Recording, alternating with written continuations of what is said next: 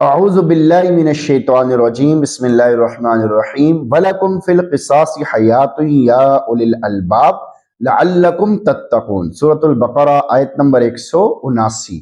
قصاص میں حکمت باری تعالی۔ وَلَكُمْ فِي الْقِصَاصِ حَيَاةٌ، تمہارے لیے قصاص میں زندگی ہے، یا اولی الالباب، اے عقل مندو، یعنی قصاص کا حکم عطا فرمانے میں تمہاری زندگی کی حفاظت ہے، اس لیے کہ اگر کوئی آدمی تمہارے اوپر ہاتھ بڑھائے گا تو اسے پتا ہوگا کہ مجھے اس کے بدلے میں قتل کر دیا جائے گا، تو اس خوف کے مارے وہ تمہارے قتل سے باز آ جائے گا۔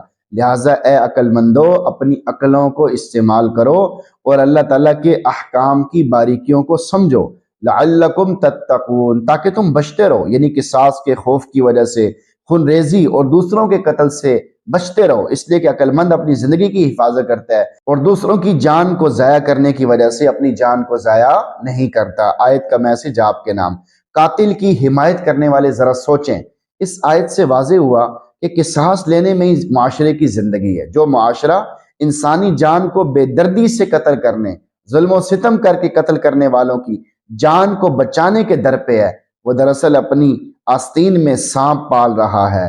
وہ لوگ ایک قاتل کی جان بچا کر بہت سے بے گناہ انسانوں کی جانیں خطرے میں ڈالتے ہیں۔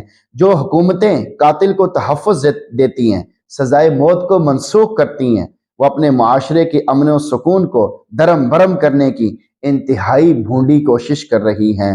اگر قاتلوں کو یہ یقین ہو گیا کہ ہمیں سزائے موت نہیں ملے گی تو معاشرے میں قتل و غارت گری عام ہو جائے گی اور اس جرم سے لوگ عبرت حاصل نہیں کریں گے۔ لیکن جب قاتل کو سزائے موت دی جائے گی تو موت کے خوف سے بہت سے لوگ عبرت حاصل کریں گے، معاشرے میں امن و سکون پیدا ہوگا۔ عبرت کا منظر ہی بہت سے جرائم کی روک تھام کا سبب بنتا ہے۔ لہٰذا اللہ رب العزت کے اس حکم قصاص کو ٹالنے اور روکنے کی ضرورت نہیں ہے، بلکہ اس پر اخلاص سے عمل کرنے کی ضرورت ہے، اس لیے کہ اس میں ہی ہماری خیر خواہی ہے۔ اللہ تعالی ہمیں توفیق عطا فرمائے۔ آج عام طور پہ قاتل آزاد پھرتا ہے، اچھا وکیل کرتا ہے، مقدمہ لڑتا ہے، پھر بچ جاتا ہے، سزائے موت سے بچ جاتا ہے۔